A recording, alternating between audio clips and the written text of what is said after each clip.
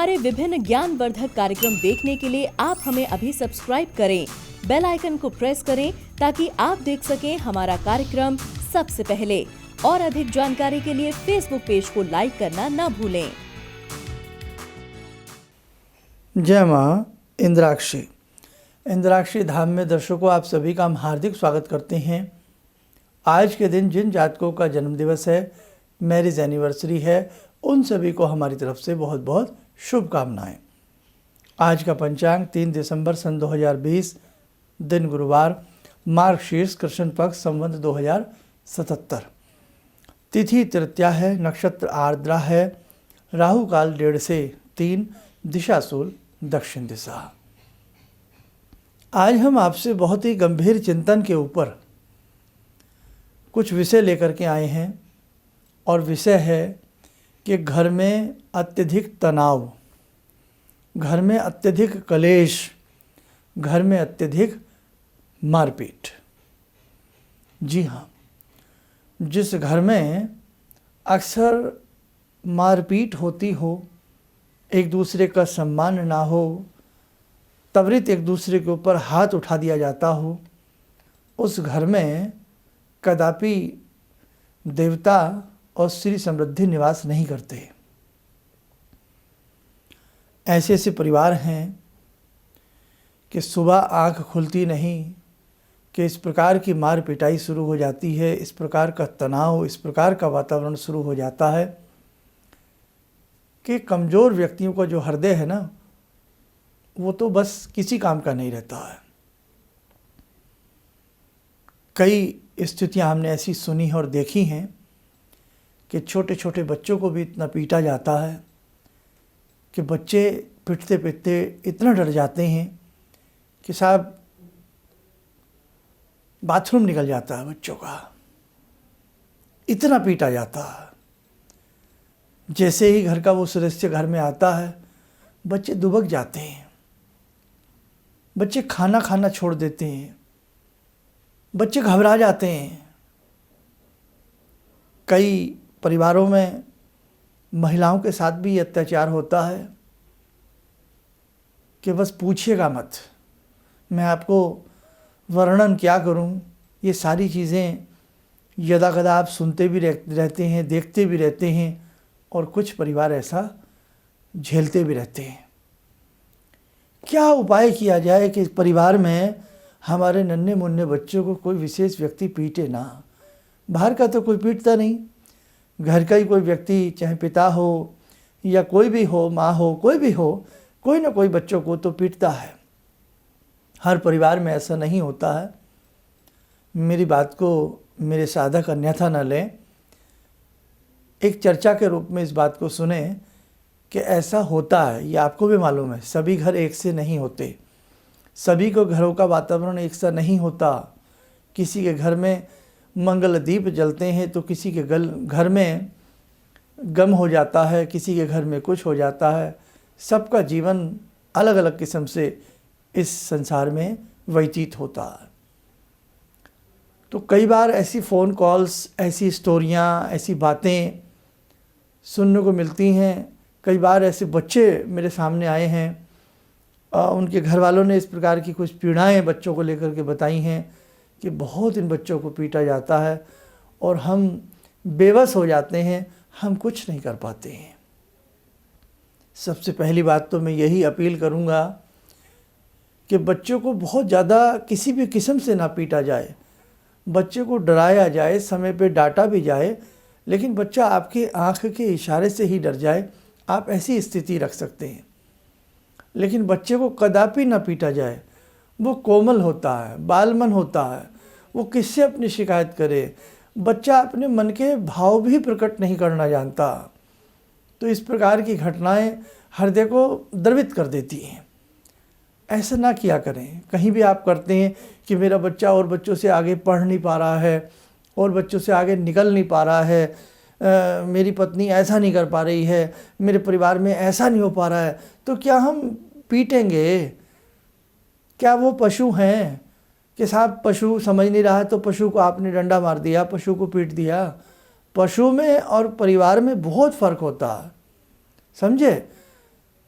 और पशु को भी नहीं हर आदमी पीटता है, पशु को भी समझाने का प्रयास करता है कि भाई उसको जैसे घोड़ा बुग्गी चलाता है वो उससे अपने हिसाब से इशारा करता है। कई बार लिमिट हो जाए कोई दिक्कत वाली तो बात अलग होती है। इसलिए देखो, मैं इतना ही कह देना चाहता हूँ कि जो भी मैंने टूटा फूटा शास्त्र पढ़ा है, मैं आपको इतना ज़रूर कहूँगा कि इस प्रकार से अगर कोई पशुओं पर अत्याचार करता है, पक्षियों पर अत्याचार करता है, छोटे बच्चों पर इस प्रकार का प्रहार करता है, घर में इस प्रकार की हरकतें करता है, ऐसे व्यक्ति को रौरव नरक में भी जगह नहीं मिलती। कभी भी किसी व्यक्ति की तानाशाही बहुत लंबे समय नहीं चलती। ये तो इतिहास गवाह है। बड़े बड़े तानाशाह हर जगह पैदा हुए और आज वो तानाशाह मिट्टी में मिल गए। उनके नाम पर कोई थूकना पसंद नहीं करता, फूल चढ़ाना तो बहुत दूर की चीज़ है। इस प्रकार से अगर हम किसी भी परिवार में ऐसी डिक्टेटरशिप करते हैं, इस प्रकार की हम मतलब सही नहीं है ये बात। मतलब मैं समझो आप, मैं जो कहना चाह रहा हूँ। खैर, अब अपनी बात पर आता हूँ। पहले जगदम्बा से प्रार्थना करता हूँ कि हे भगवती सबको सद्बुद्धि दें। हे सरस्वती, हे माँ भगवती इंद्राक्षी, सबको सद्बुद्धि दें कि किसी परिवार में ऐसा व्यक्ति ना करे। अपने परिवार के लोगों के साथ प्रेम से रहे, डांटे भी और प्रेम भी करे और डांटे, लेकिन पशुता का प्रदर्शन न करे। आगे बढ़ता हूँ। अगर आपको लगता है कि मेरे परिवार में मेरे बच्चों को बहुत पीटा जाता है, आपको लगता है मेरे परिवार में मुझे बहुत पीटा जाता है, तो आप एक उपाय करिएगा। आप किसी भी तरीके से उस परिवार में गायत्री साधना बढ़ा दीजिए। कई बार तो ऐसे ऐसे दुष्ट लोग हैं कि आपको पूजा भी नहीं करने देते, भगवान का नाम भी नहीं लेने देते। पता नहीं किस दुनिया से वो आए हैं, मुझे नहीं समझ कि वो भगवान से इतना क्यों जुड़ते हैं। न भगवान को मानते हैं, न भगवान को मानने वालों को कोई अच्छा समझते हैं। क्या कहें, कितनी प्रार्थना करें ऐसे लोगों के लिए। मन करता है कि ऐसे लोग के लिए क्या प्रार्थना की जाए, लेकिन नहीं, शास्त्र कहता है कि सभी के लिए प्रार्थना की जाए, सभी की बुद्धि समभाव से कार्य करे, मित्र भाव से काम करे, अच्छे भाव से काम करे। गायत्री मंत्र की साधना परिवार में ज़्यादा से ज़्यादा बढ़ाई जाए और जिसे मौका मिले गायत्री मंत्र की 11 माला प्रतिदिन परिवार में की जाए और गायत्री मंत्र पढ़ते हुए घर के अंदर जल छींटा मारा जाए। और जो व्यक्ति इस प्रवृत्ति का हो, कोई भी हो, तो उस व्यक्ति को जब भी कुछ खाने पीने को दें, चाहे हम उसके वस्त्र धो रहे हैं, चाहे हम उसके लिए चाय बना रहे हैं, उसके लिए कॉफ़ी बना रहे हैं, हम उसके लिए खाना बना रहे हैं, तो हम गायत्री मंत्र पढ़ते रहें। गायत्री मंत्र सद्बुद्धि सत्य चेतना का मंत्र है। ये अनगढ़ बुद्धि को सुघड़ता देता है, सुंदरता देता है, मिठास देता है। मन मस्तिष्क में जो मैल जमा होता है ना, उसे दूर करता है। जन्मों जन्मों के पराए हमारे कारकंटक जो होते हैं उन्हें काट डालता है और भूमि को उपजाऊ बना देता है। ऐसा शानदार मन बना देता है गायत्री महामंत्र। गायत्री महामंत्र ऐसे व्यक्ति के लिए किया जाए और ऐसे व्यक्ति के नाम से हर पूर्णिमा अगर संभव हो सके तो नमक चमक विधि से रुद्राभिषेक कराया जाए। हर पूर्णिमा, साल में कितनी पूर्णिमा आती हैं? 12 पूर्णिमा आती हैं। तो 12 बार नमक चमक विधि से रुद्राभिषेक, और यदि सक्षमता है तो हर सोमवार रुद्राभिषेक। और हाँ, आप कहेंगे साहब वो व्यक्ति तो करने नहीं देगा, तो आप उनके नाम से कहीं भी आपके कोई अच्छे विद्वान कर्मकांडी ब्राह्मण हों तो उनको आप सौंप दीजिए कि भाई ये नाम है, ये गोत्र है, ये उनकी फ़ोटोग्राफ्स है, आप इनके नाम से करिए, मेरे घर में सुख शांति रहे और ये व्यक्ति भी ठंडक से काम ले, प्रेम से काम ले। और इसके अंदर जो ये इतना आवेश है, इसके अंदर जो इतना ये क्रोध है, ये भगवान शंभू की कृपा से दूर हो जाए। भोलेनाथ है, ये व्यक्ति भोला ही बन जाए। कोई भी है, मेल है फीमेल है, कोई भी है। गायत्री मंत्र हम आपको विशेष बता रहे हैं। यदि आपने किसी आसपास के निकटतम मर्मज्ञ से मिलें और वो यदि अच्छे से गायत्री मंत्र की विधि आपको बता दें, अगर आप विधि विधान से कर सकते हैं, आप विश्वास मानिएगा बहुत अच्छा उस व्यक्ति की चेतना कार्य करेगी। मन स्थिति, हृदय स्थिति, अंतः स्थिति उस व्यक्ति की सुधर जाएगी। उस व्यक्ति के अंदर एक बड़ा परिवर्तन आप नज़र पाएंगे। और यदि आपको लगता है कोई ऐसे हम कोई विशेष अनुष्ठान तो नहीं कर सकते हैं, तो आप डेली के रूप में 11 माला गायत्री महामंत्र की करें। समय लगता है, और मंत्र चाहे ना करें, क्योंकि जो चीज़ हमारे घर में ज़्यादा दुख दे रही है, जिसकी वजह से हमारे बालक प्रताड़ित हो रहे हैं, हमारा मन प्रताड़ित हो रहा है, हमारा तन प्रताड़ित हो रहा है, तो ऐसी स्थिति में हम 1 घंटा गायत्री करें। आधे घंटे में आराम से 5 माला गायत्री मंत्र की हो जाती हैं। 1-1.25 घंटा लगाइए। अरे अपना जीवन है, क्या अपने जीवन के लिए, क्या अपने घर की सुख शांति के लिए हम ऐसा नहीं कर सकते? और डरिए मत। बहुत लोग कह देते हैं गायत्री मंत्र वही पढ़े जिसने दीक्षा लिया है, ऐसा ना करे। मतलब बहुत लोग इतना तानाकशी करने वाले लोग हैं, इतनी रुकावटें अवरोध पैदा करने वाले लोग हैं। माँ गायत्री सतचेतना की है। मैं किसी सतचेतना के लिए कर रहा हूँ, मैं किसी के लिए नहीं कर रहा हूँ, मैं अपने परिवार की सुख शांति के लिए गायत्री माता को पढ़ रहा हूँ। एक बात बताइए, स्कूलों में आज भी बहुत ऐसे स्कूल कॉलेज हैं जहाँ गायत्री मंत्र पढ़ाया जाता है, तो वहाँ कौन सी दीक्षा दी जाती है? पढ़ते हैं नाम। तो ऐसा नहीं है, आप इस प्रकार की उसमें आएँ तो आपकी इच्छा है, लेकिन मुझे तो इतना पता है, मेरे गुरु ने इतना सिखाया है कि गायत्री मंत्र कोई भी पढ़ सकता है। ऐसे कहीं कोई डर भय वाली बात नहीं है। महिलाएं भी पढ़ सकती हैं, बच्चे भी पढ़ सकते हैं, सब पढ़ सकते हैं गायत्री मंत्र। अगर ऐसा होता तो स्कूलों में ना पढ़ाया जाता, कॉलेजों में गायत्री मंत्र ना पढ़ाया जाता। तो ऐसा कुछ नहीं है। खैर, कभी एक स्वतंत्र वीडियो दे देंगे।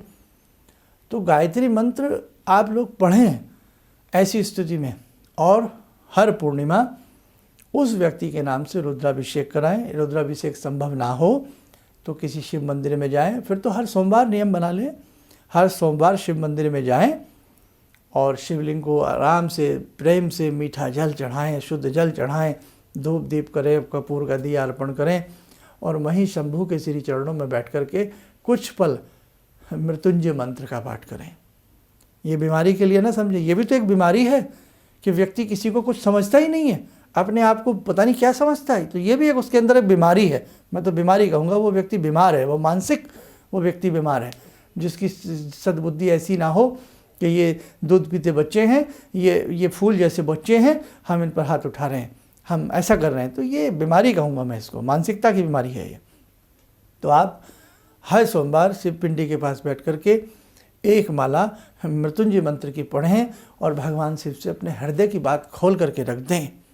बहुत अच्छा आपको लाभ मिलेगा। और जब शिवलिंग पर जल चढ़ा दें, थोड़ा चढ़ा हुआ जल वापस घर ले आएँ और उस व्यक्ति के किसी भी तरह से खाने में, आटे में या उसके पानी में उसे किसी भी तरह से जल पिलाएं। उसके कपड़ों पर भी छींटा दें, उसके रूम में भी छींटा दें।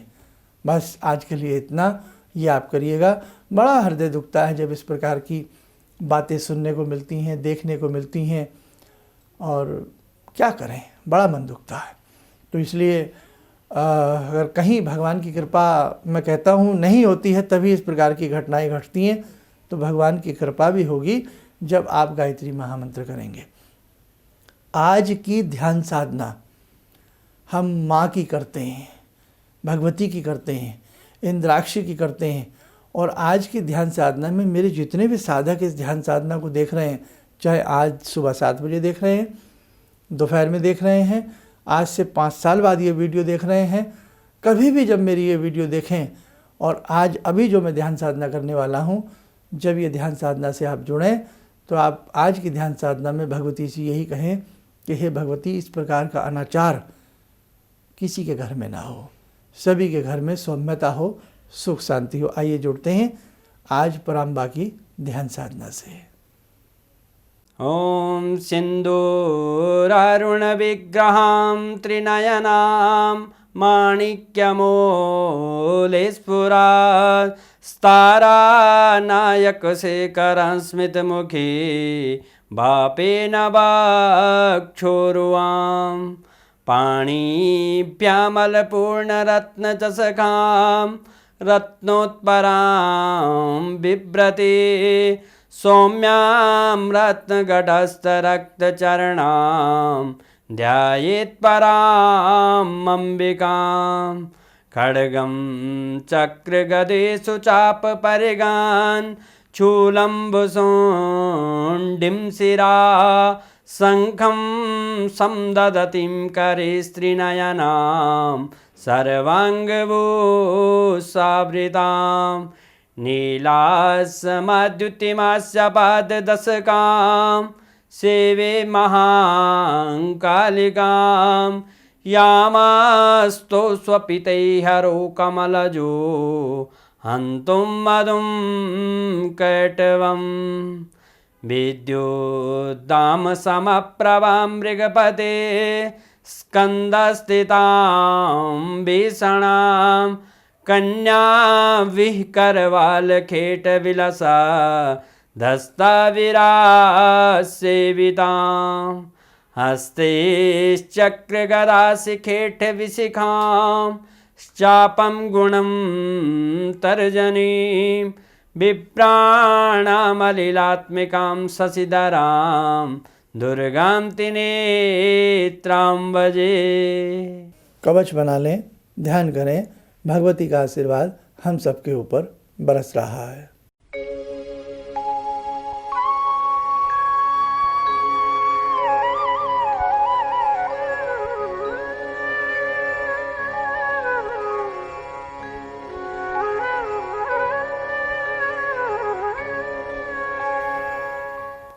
ओम बोलते हुए नेत्र खोलें, सामान्य हो जाए।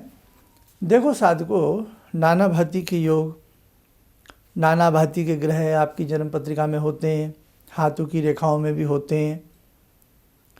कहीं न कहीं हम विशेष प्रकार के उपचार भी ऐसे होते हैं जो जन्म पत्रिका दिखा करके, हाथ की रेखाएं दिखा करके कुछ ऐसे उपचार और भी किए जा सकते हैं जिससे हम अपने घर के माहौल को शांतमय बना सकते हैं और वातावरण को सुरम्य बना सकते हैं।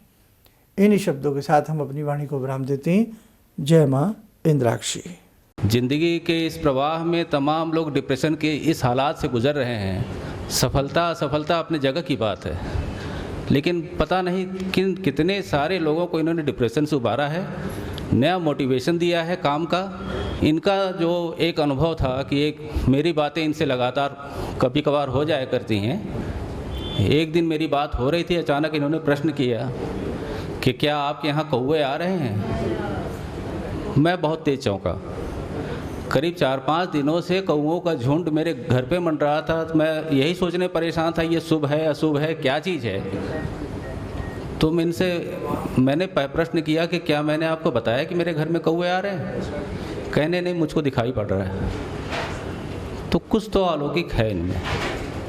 दूसरा क्या जो इनका उद्देश्य है,